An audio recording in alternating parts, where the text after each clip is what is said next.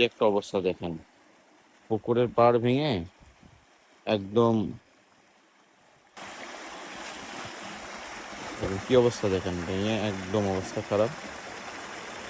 একদম পানি, এটা একটা পুকুর, এটা একটা পুকুর, এটা মাছ দিয়ে একটা যাতায়াতের পথ ছিল এই পাশ দিয়ে, আর এটা আরেকটা পুকুর। মানে পানির চাপে, মানে ভয়ঙ্কর লেভেলের পানির চাপে একদম ভেঙে একদম দেখেন, ভেঙে ভেঙে পড়তেছে কিভাবে, এই দেখেন।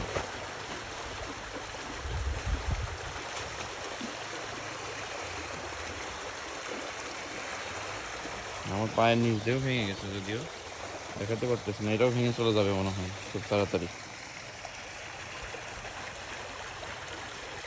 পুকুরটা অনেক পুরনো পুকুর।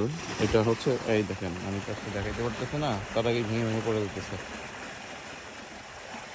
এই পুকুরটা টোটালে অনেক বছর আগেকার পুকুর, এটা প্রায় 100 বছর আগেকার পুকুর।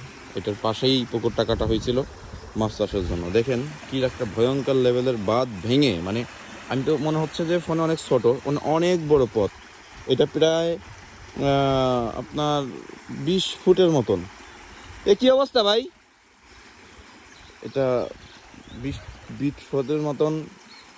এই পাশ থেকে ওই পাশে কম করে 20 ফুট হবে, তারও বেশি, 25 ফুট হবে একটা পথ ছিল।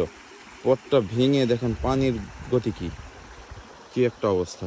ঠিক আছে, এই পাশের পুকুরের পানি সব ওই পাশে চলে যাচ্ছে। ঠিক আছে, এই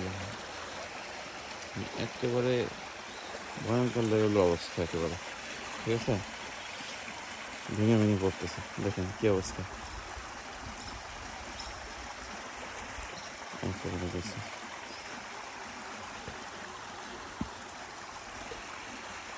এই দেখেন, এইটা ভাঙবে, এইটা।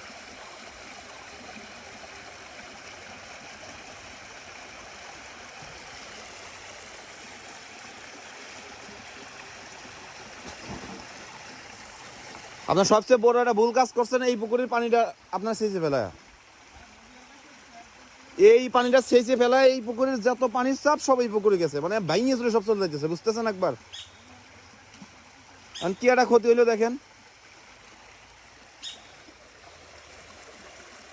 পানি ছিল আপনার পরিপূর্ণ ভরা, আপনার 2 হাত পানি ছিল, আর এখানে কিছুই ছিল না। এখনো তো সমান তলে আসে নাই। মানে কি একটা ক্ষতি হইলো দেখেন তালি।